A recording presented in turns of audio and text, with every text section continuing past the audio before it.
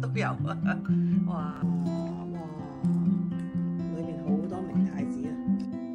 福岡都有好多人氣網紅麵包店㗎，今集嘅介紹一間俾大家。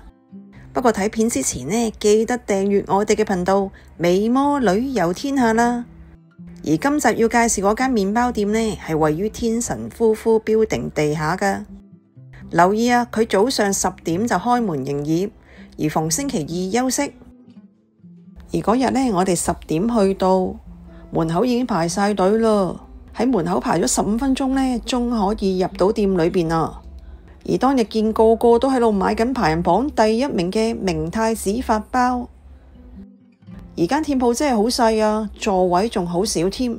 近中間位置同埋收銀旁邊個架上邊啊，就放咗唔同新鮮出爐嘅麵包俾顧客選擇。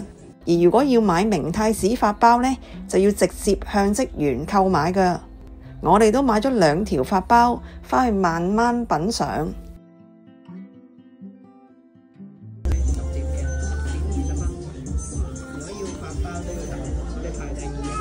都係等咗一陣啫，我哋10點半前走得啦。哇！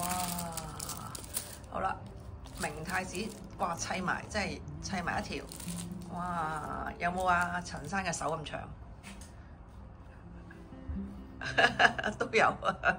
哇，係啦，咁佢都幫我哋好好啊，切開晒嘅其實，會係嘛？切開晒咗幾忽嘅，即係隨時你剝少少嚟食又得。